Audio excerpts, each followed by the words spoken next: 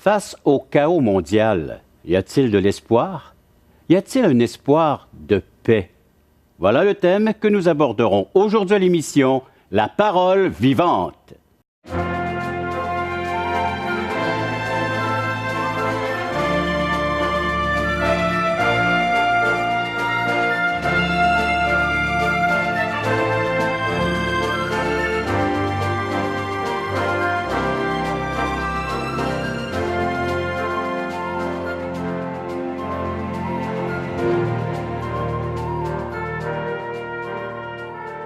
Mesdames, Messieurs, bienvenue à l'émission La Parole Vivante. Bienvenue à cette première émission d'une série spéciale de 4 émissions où nous aborderons, entre autres, le grand thème, le chaos mondial, avec des sous-thèmes et avec l'aide d'un conférencier. Un conférencier que vous avez déjà connu, que vous avez déjà peut-être rencontré. Si vous suivez régulièrement notre série d'émissions Parole Vivante, nous avons le plaisir d'accueillir à nouveau, en provenance de la Belgique, M. Marc Van de Vauvert. Marc, bienvenue à l'émission. Merci Régent. Et puis donc, tu es en tournée présentement au Québec. Oui, j'aurai l'occasion de partager cette parole vivante, cette bonne nouvelle un peu partout dans le Québec. Conférencier depuis? Depuis plus de 25 ans. Alors donc, il y a du métier, hein? Disons de l'expérience. Voilà. Oui. Et les thèmes donc, y a-t-il de l'espoir face à ce chaos mondial? Oui, alors je pense qu'aujourd'hui, c'est ce qui manque le plus pour les gens, c'est d'avoir une espérance. Face à tout ce que nous entendons, à toutes les mauvaises nouvelles que nous recevons, les gens n'ont plus d'espoir. Ils se demandent s'il y a un avenir dans le monde et un avenir pour eux en particulier. Et cette... Oui, vas-y, excuse-moi, je ne voulais pas t'interrompre, Marc. Oui. Et puis alors, un deuxième thème aussi qu'on va aborder, en plus de « Y a-t-il un espoir de paix ?», c'est « N'ayez pas peur », parce qu'aujourd'hui, les gens vivent avec une grande inquiétude pour le présent et pour l'avenir. C'est vrai, Marc. Voilà. Et ce thème, donc, est abordé là où tu vas te présenter. Il y a eu la Beauce, déjà, qui a été fait, mais à venir maintenant, Montréal, Saint-Léonard, Fabreville, Jonquière, Québec, Lévis. Oui, tout à fait. Donc, dans les principales régions du Québec, sans oublier les autres, évidemment.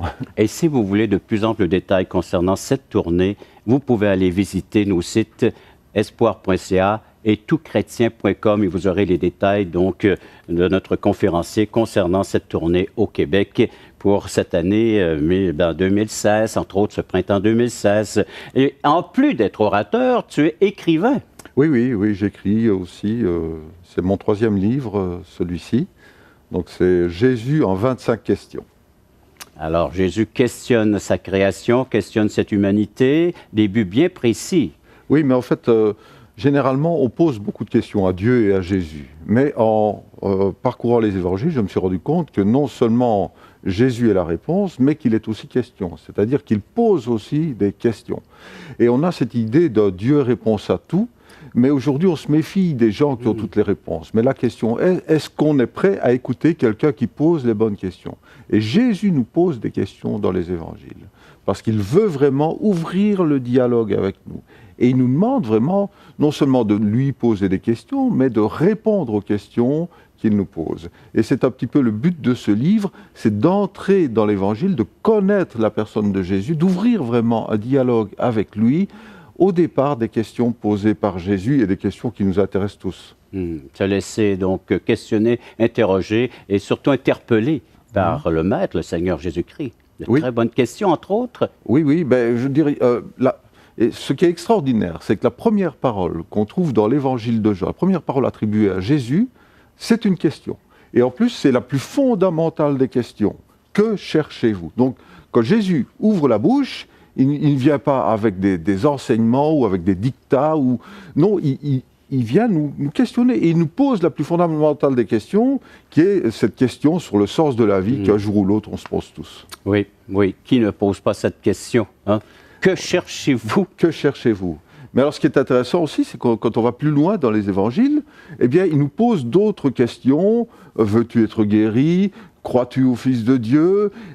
Il aborde tous les thèmes qui nous intéressent, la souffrance, la foi, la vérité, le doute, l'adversité, les inquiétudes de la vie, l'esprit de jugement, etc. Et puis alors, tout à la fin, juste dans le jardin de Gethsémani, il va poser une autre question, c'est qui cherchez-vous? Donc le que devient qui? Parce qu'on a besoin, quand on veut croire à un système, à un système philosophique ou un système religieux ou la croyance, n'importe quoi, on a besoin de les voir incarnés dans une personne. Donc le que devient qui? Et puis après sa résurrection, il nous pose cette question, qui cherches-tu? Parce que c'est à chacun de nous personnellement qu'il s'adresse et il veut vraiment entamer une relation personnelle avec nous, il demande notre réponse personnelle. Et puis sa dernière question, c'est ça qui est fantastique dans les évangiles, c'est sans doute la plus belle, m'aimes-tu? Après nous avoir démontré son amour en mourant pour nous sur la croix, pour le pardon de nos péchés, eh bien, il nous demande à notre tour si nous sommes prêts à l'aimer. M'aimes-tu? Après une telle manifestation de cet amour, de l'amour de Dieu, de notre Créateur qui s'est fait homme, qui est venu porter le malheur, la condamnation à l'homme, c'est-à-dire le péché, et puis toutes ses conséquences néfastes, destructrices, il demande maintenant, m'aimes-tu? Pour répondre à son amour, alors c'est une relation intime, profonde, personnelle, au niveau du cœur. Oui, tout à fait. Il n'est pas venu nous imposer un 11e commandement. Non, en fait, tous les commandements de Dieu, c'est ça qui est extraordinaire. Jésus les a résumés en 2 grands commandements. Tu aimeras le Seigneur ton Dieu de tout ton cœur, de toute ta force, de toute ton âme, de toute ta pensée, et tu aimeras ton prochain comme toi-même. Donc en fait, obéir au commandement de Dieu, c'est aimer Dieu et aimer son prochain. Et c'est ce qu'il nous demande, si nous sommes prêts à l'aimer, après que nous avons compris ce que Jésus a fait pour nous sur la croix.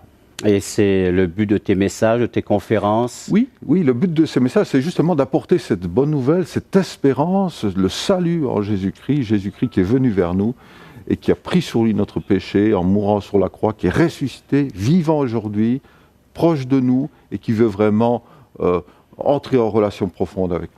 Et juste pour revenir et terminer avec ce livre, on peut se le procurer? Oui, on peut se procurer sur Internet. Donc, en tapant Jésus en 25 questions, il est disponible dans les librairies chrétiennes, mais dans les librairies en ligne aussi. Vous pouvez l'avoir assez facilement, le commander. Alors, je vais juste m'adresser quelques instants à nos téléspectateurs pour vous préciser que oui, vous pouvez avoir les détails concernant ce livre, ainsi que la tournée de notre ami, M. Marc Van de Vauver, au Québec, soit en appelant 1-877-l'Espoir, 1-877-537-7647, ou écrivez-nous à espoir.ca, toutchrétien.com, 2 sites afin de pouvoir nous rejoindre. Et ce service est tout à fait gratuit. Et après la pause, on va aborder le thème d'aujourd'hui. Pouvons-nous vivre en paix dans un monde chaotique? Les recherches sont lancées pour trouver quelqu'un capable de dissiper leurs appréhensions et d'incarner à nouveau les espérances du monde. Donc en fait, les gens sont à la recherche d'hommes et de femmes providentiels qui leur donnera une espérance.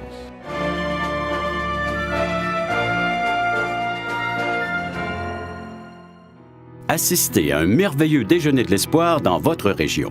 Un invité vous racontera comment Dieu a transformé sa vie et comment son cœur, souffrant, a trouvé une joie indicible en développant une relation personnelle et intime avec Dieu et son Fils Jésus-Christ. Des églises locales organisent de tels déjeuners dans plusieurs régions du Québec. Découvrez où et quand vous pouvez assister à un déjeuner de l'espoir dans votre région en visitant le site espoir.ca et en cliquant sur l'onglet « Déjeuner ».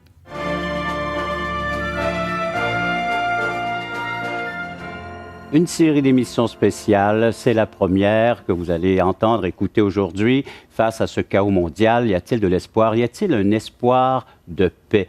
Si vous suivez les actualités, comme la plupart des gens, à moins que vous ayez complètement décroché de ces nouvelles, eh bien, il y a du terrorisme un peu partout sur la surface de notre globe, de notre terre. Il y en a en Afrique, vous avez pu entendre en Turquie, et même à Bruxelles, dans ton propre pays, Marc.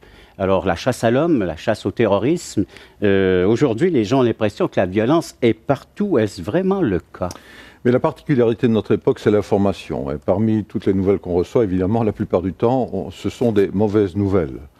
Et donc, c'est ça, évidemment, qui renforce ce sentiment que la violence est partout. Et puis, il suffit qu'un attentat, une guerre, un conflit se passe à l'autre bout du monde. Instantanément, on a les informations sur son cellulaire intelligent. Est-ce que notre époque est plus violente que les précédentes? Objectivement, je ne pense pas qu'on puisse le dire. Quand on regarde le XXe siècle, avec les 2 guerres mondiales, il a été le plus meurtrier de l'histoire. Mais le XXIe siècle a quand même commencé dans la violence avec les attentats du 11 septembre 2001. Et puis, toutes ces informations renforcent le sentiment que notre époque est plus violente. Puis là, il y a aussi quelques différences, c'est que la violence n'est pas seulement dans les conflits armés, et puis nous avons aussi maintenant la possibilité de nous détruire, de détruire l'humanité avec toutes les armes nucléaires, et c'est vrai que ce n'est pas très rassurant. Et le lien à faire entre ce qui se passe présentement dans nos actualités, cette violence, et le message de Dieu, le message de la Bible. Mais ce qui est intéressant, c'est que dans l'évangile qui a été écrit, ce vieil évangile, comme certains disent parfois, qui a été écrit il y a 2000 ans, eh bien, il est tout à fait pertinent pour aujourd'hui. Parce que quand Jésus-Christ a décrit les signes qui marqueront la période finale de l'histoire, il a parlé de la médiatisation des conflits. Il a dit « Vous entendrez parler de guerre et de bruit de guerre » dans Matthieu 24, verset 6. Et c'est exactement ce qui se passe. Aujourd'hui, nos écrans sont saturés d'images de conflits qui sont collectés un peu partout aux quatre coins du monde. Donc c'est donc bien une réalité, une prophétie pour notre temps. Ne sommes-nous pas concernés par tous ces conflits?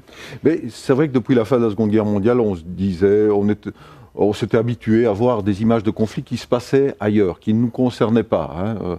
Mais en fait, on se rend compte aujourd'hui que ces conflits ne se passent pas seulement dans ces pays éloignés qu'on considère parfois peut-être comme un peu sous-développés, mais qui nous touchent de près. De quelle manière?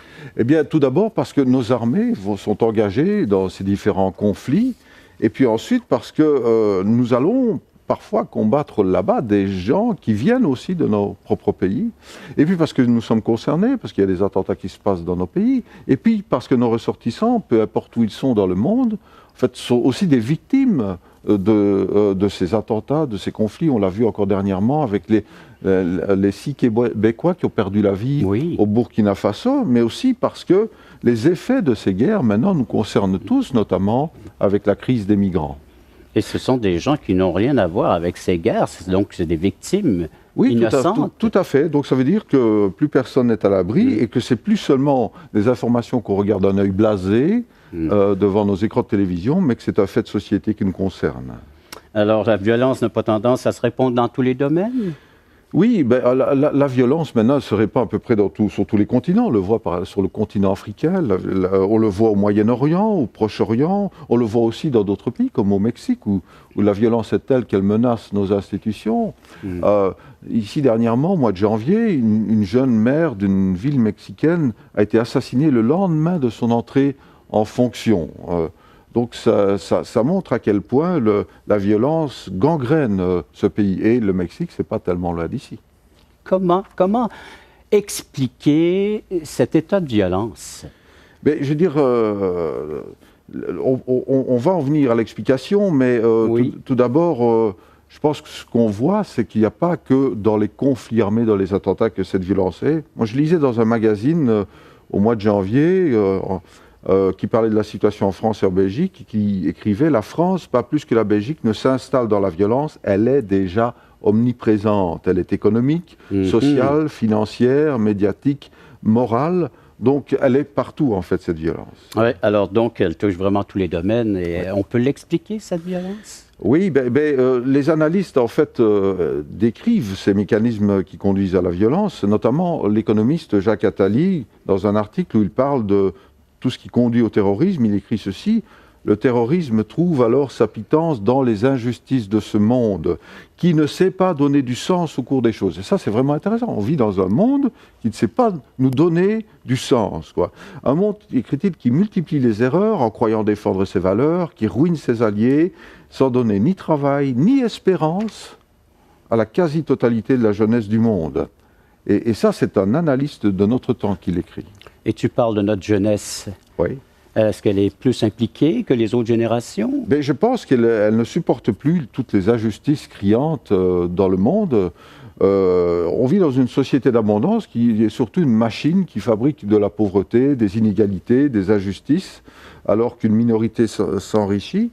Le journal de Montréal, par exemple, le 18 janvier, relevait que les 62 personnes les plus riches du monde possèdent autant que les 3,6 milliards de personnes les plus pauvres, soit la moitié de la population mondiale. 62 personnes, la moitié de la population mondiale, ils possèdent autant. Et selon Oxfam, le patrimoine cumulé des 1% les plus riches du monde a dépassé l'an dernier celui des 99% restants. Mais c'est quelque chose de difficile à supporter pour les jeunes. Et un magazine écrivait: la déflagration pourrait tout aussi bien être sociale Jusqu'à quand cette jeunesse qui est sacrifiée, qui est asservie à la colossale dette accumulée par les générations passées, restera-t-elle l'arme au pied? Et comment les gens réagissent à cette explosion de violence? Mais en fait, l'éditorialiste du New York Times, Roger Cohen, en 2014, expliquait ceci. Il dit « La plupart des gens à qui je parle, pas seulement dans les dîners, n'ont jamais été aussi préoccupés par l'état du monde. Les recherches sont lancées pour trouver quelqu'un capable de dissiper leurs appréhensions et d'incarner à nouveau les espérances du monde. » Donc en fait, les gens sont à la recherche d'hommes et de femmes providentiels qui leur donnera une espérance. Après la pause, je vais vous poser la question, en ont-ils trouvé de ces hommes qui peuvent apporter des solutions, apporter la paix dans ce chaos mondial? Vous êtes certainement interpellé aujourd'hui par ces émissions, vous avez des commentaires, vous aimeriez réagir, vous pouvez le faire en composant le numéro de téléphone 1-877-l'Espoir, 1-877-537-7647 ou en écrivant un petit mot à espoir.ca, toutchrétien.com. Après la pause, je repose la question à notre invité. Y a-t-il des hommes qui peuvent apporter des solutions face à ce que nous sommes en train de vivre? D'un côté, il y a certains qui veulent la paix, mais d'autres qui tuent les gens qui veulent la paix. Et la question reste, pourquoi? Qu'est-ce qui pousse les hommes à se déchirer entre eux?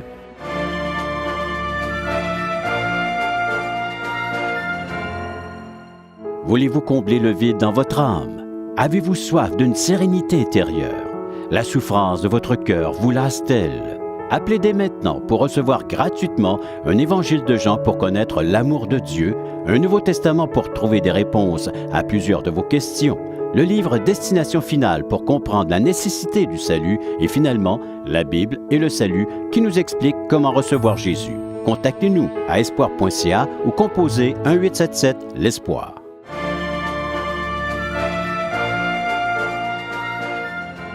Y a-t-il un ou des hommes qui pourraient nous sortir de ce chaos, Marc? Ben, parfois, on a l'impression qu'on a des hommes providentiels. Et je me souviens de deux événements particulièrement émouvants. Parfois, on est devant sa télévision, on voit l'histoire en direct. Hein. Et les plus anciens s'en souviendront, en 89, il y a eu la chute du mur de Berlin pendant que Mikhail Gorbatchev dirigeait l'URSS. Alors on s'est dit, c'est peut-être un homme providentiel. Et puis en 1993, à Camp David, il y a eu la signature du traité de paix entre Yasser Arafat et Yitzhak Rabin, le président israélien, devant Bill Clinton. Alors, et je me souviens d'ailleurs que ce sont deux événements qui m'ont marqué, parce que j'ai pleuré vraiment. J'ai pleuré quand les habitants de Berlin sont venus se serrer la main sur le mur, et puis quand Yasser Arafat et Yitzhak Rabin se sont serrés la main. C'était vraiment quelque chose de totalement inattendu. Et je me rappelle très bien ce que le Premier ministre israélien, Yitzhak Rabin, avait dit à cette époque, « Assez de sang ». Assez de larmes, assez. Et je pense qu'il exprimait un ras-le-bol général. Et je crois que les téléspectateurs aussi peuvent s'identifier avec ces paroles. Assez, c'est assez. Oui. Et dans quel état ont-ils laissé ce monde?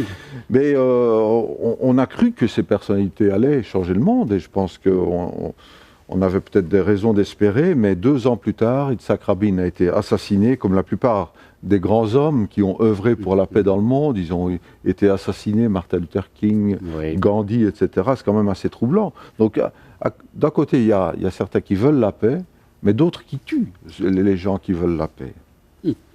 Et la question reste, pourquoi? Qu'est-ce qui pousse les hommes à se déchirer entre eux? Mais c'est vrai que quand on voit l'état du monde aujourd'hui, il y a un livre qui en parlait, Congo, Somalie, Nigeria, Mali, Centrafrique, Syrie, Irak, Israël, Palestine, Ukraine, on voit en fait que la fin de la guerre froide, qui a ouvert un grand espoir de paix, n'a pas changé fondamentalement le monde. 2 décennies plus tard, il y a encore des dizaines de conflits armés qui ensanglantent la planète. Alors malgré tout son savoir, malgré tout son progrès, malgré ses bonnes intentions, nous voyons que l'homme n'a pas mis fin à la guerre. Et c'est vrai que cette question est importante. Qu'est-ce qui pousse les hommes à se faire la guerre, à s'entre-déchirer? Et la Bible a une réponse à cette question. Bien, allons voir ce que la Bible nous dit. Oui, la Bible en fait nous propose la solution de l'Évangile. Et face à ces mauvaises nouvelles, eh bien l'Évangile c'est une bonne nouvelle. Et on peut lire un passage dans la lettre que l'apôtre Paul a écrite aux Éphésiens, à l'église d'Éphèse, dans le chapitre 2, les versets 12 à 19. Et il est écrit ceci.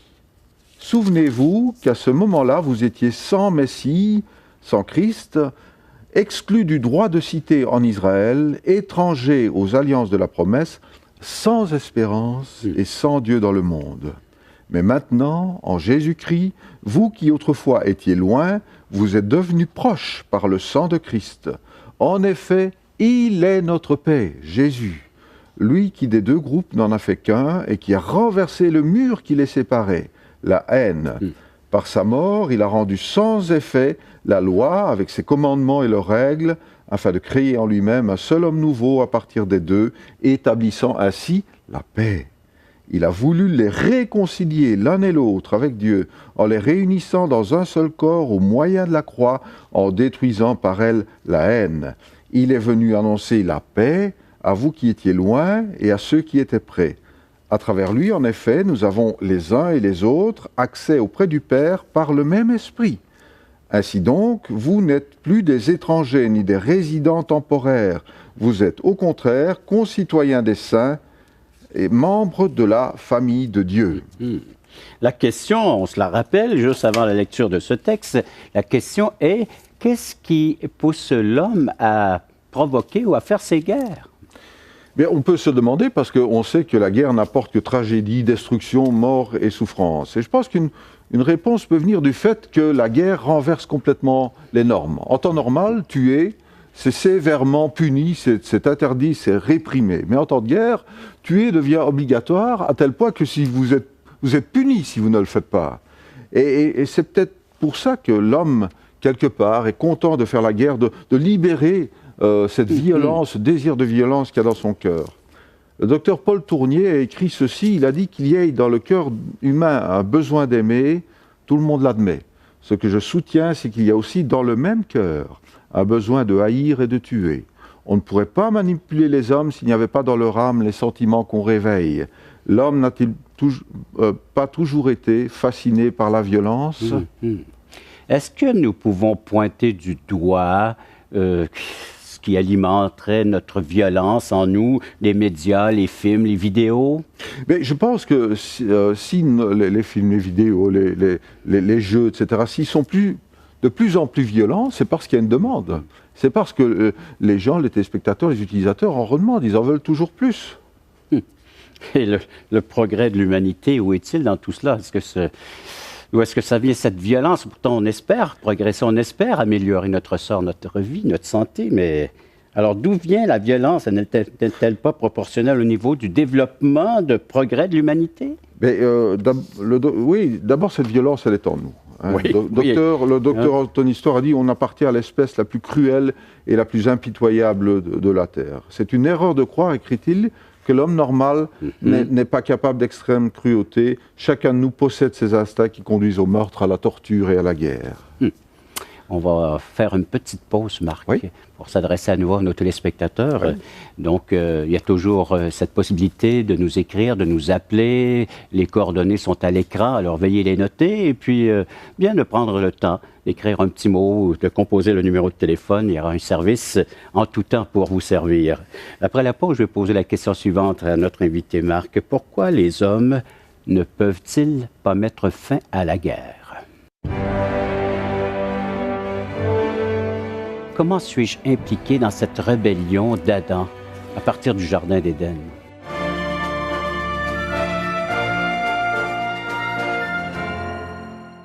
Espoirpourlecoeur.org aborde des problèmes que tous peuvent rencontrer un jour. Solitude, culpabilité, manipulation, rébellion et adultère.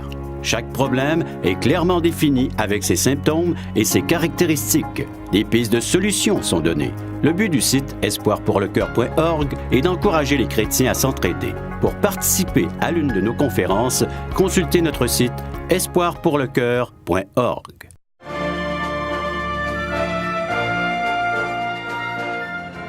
Vous rappelez-vous de la question? La question juste avant la pause que je vais poser à notre ami? C'est pourquoi est-ce si complexe, si difficile pour l'homme de cesser la guerre?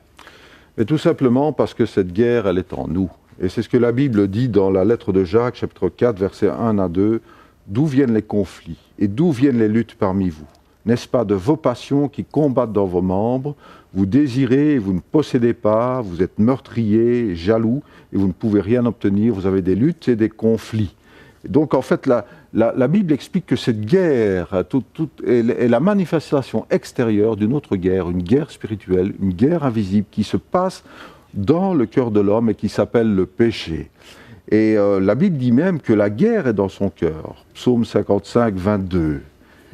Et puis, parle-nous un peu plus de cette guerre intérieure, vu que c'est la source du problème même. Oui, la Bible dit que nous sommes tous pécheurs, ça veut dire que nous avons tous désobéi à Dieu. Nous sommes en quelque sorte tous entrés en guerre contre Dieu. Et la Bible dit qu'il n'y a pas de juste, pas même un seul. Ils ne connaissent pas le chemin de la paix, nous dit Romains chapitre 3. Et ce conflit, cette guerre intérieure, remonte à l'origine de l'humanité. Lorsque l'homme a choisi de désobéir à Dieu, c'est la définition même du péché, il a choisi de se passer de Dieu, et bien à ce moment-là, le péché est non seulement entré dans l'homme, mais dans toute l'humanité. Et la Bible dit que le péché est entré dans le monde par Adam, et par le péché, la mort aussi. De même, la mort a atteint tous les hommes parce que tous ont péché. Et c'est à ce moment-là que cette semence de violence, de haine, de mort est entrée dans le cœur de l'homme.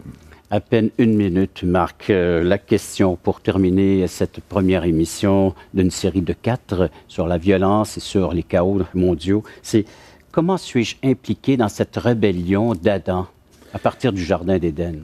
En fait, on peut prendre l'exemple d'un chef d'État. Quand il déclare la guerre, tous les citoyens sont mobilisés.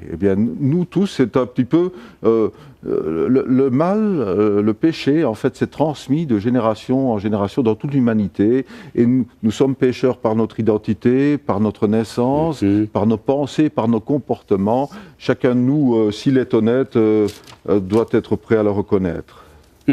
Et alors, donc, il y a un conflit. Le premier conflit qu'on doit régler une fois pour toutes, c'est ce conflit spirituel. Oui, et d'ailleurs, on ne peut pas régler les conflits dans le monde si on ne règle pas d'abord ces conflits intérieurs. Thomas Merton a écrit « L'homme n'est pas en paix avec son semblable parce qu'il n'est pas en paix avec lui-même, et il n'est pas en paix avec lui-même parce qu'il n'est pas en paix avec Dieu. » Et c'est ça vraiment que nous devons résoudre, nous devons retrouver la paix avec Dieu, et nous ne pouvons la trouver qu'en Jésus-Christ, parce qu'il est notre paix, nous dit le texte que nous avons lu tout à l'heure, et nous verrons lors de notre prochaine émission. Oui, comment. Dieu est venu nous réconcilier par la venue de son Fils, et à nous maintenant d'implorer cette miséricorde, ce pardon, et de reconnaître qu'il y a conflit entre moi et Dieu, et d'obtenir sa paix. Merci Marc, et merci d'avoir été à l'écoute de cette autre émission de La Parole vivante.